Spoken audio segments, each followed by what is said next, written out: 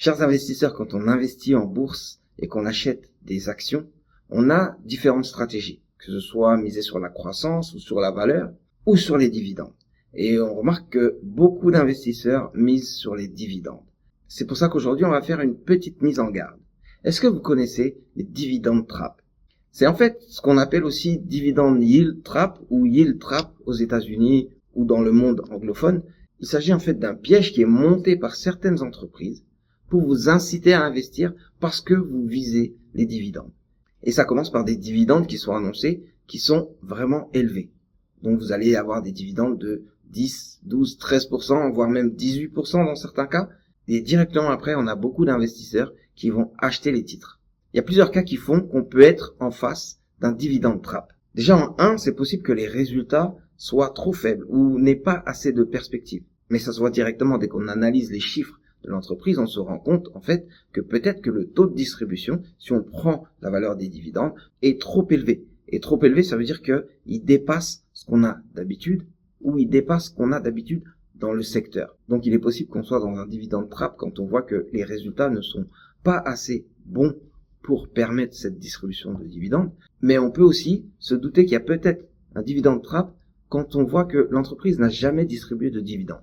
Si elle n'a jamais distribué de dividendes et que d'un coup elle distribue des dividendes, il faut forcément se poser des questions. C'est possible si l'entreprise s'est bien développée, elle a connu une bonne croissance et que dès le début elle avait une politique de ne pas distribuer des dividendes pendant un certain moment. Là, c'est possible qu'elle commence une politique où elle va distribuer des dividendes. Mais on doit faire attention.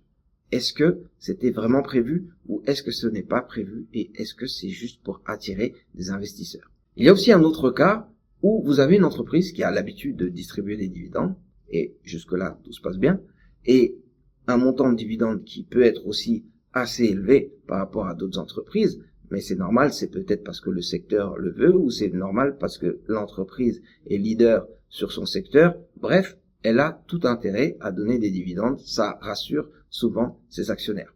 Par contre, il est possible qu'il y ait une baisse des résultats pour cette entreprise et elle maintient cette politique de dividendes.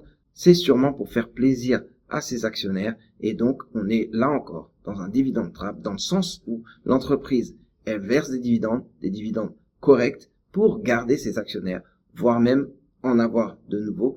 Et puis, il y a une grande thématique qui est, est-ce que l'entreprise finance ses dividendes par de la dette? Est-ce que l'entreprise est trop endettée? Ça aussi, ça peut être un problème. Quand une entreprise est trop endettée, elle peut avoir tendance à verser des dividendes pour garder des actionnaires. Par contre, si c'est cette dette qui va payer cette politique de dividendes, ça veut dire que les dividendes sont trop élevés pour l'activité de l'entreprise et l'entreprise va payer les dividendes parce qu'elle est endettée et qu'elle utilise la dette pour payer les dividendes. Mais là, on se dit bien qu'il y a un souci parce que si l'entreprise paye les dividendes avec de la dette, ça veut dire que tous les nouveaux actionnaires sont attirés pour avoir ces dividendes élevés, mais à un moment, ça va bloquer parce que la dette ne sert pas à payer les dividendes. Et en plus, une entreprise qui paye des dividendes alors qu'elle est trop endettée, on a quand même un souci avec cette entreprise. On se dit, il y a une mauvaise gestion. La gestion n'est pas bonne. 1. Vous faites des résultats, vous êtes performant et là, vous donnez des dividendes à vos actionnaires, c'est normal. Ou alors, vous n'êtes pas assez bon, vous êtes moyen, mais si vous visez le long terme et que vous avez vraiment une vision, une stratégie, vous allez limiter les dividendes pour permettre à l'entreprise de se développer.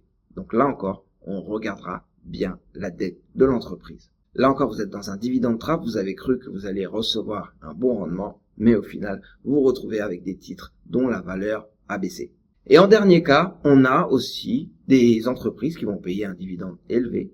Et en fait, ça va être un dividende trap parce qu'elles payent un dividende élevé, mais c'est juste parce que c'est une situation exceptionnelle. Imaginez que l'entreprise a connu une année magnifique, mais vraiment la meilleure année de sa vie, et qu'elle se décide de verser des dividendes.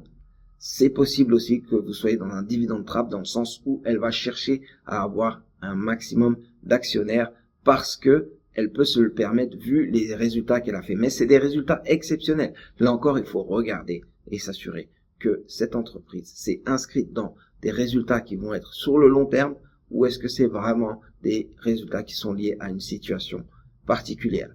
Parce que là encore, elle va vous attirer vers elle, mais au final, dans les prochaines années, vous n'aurez pas autant de dividendes.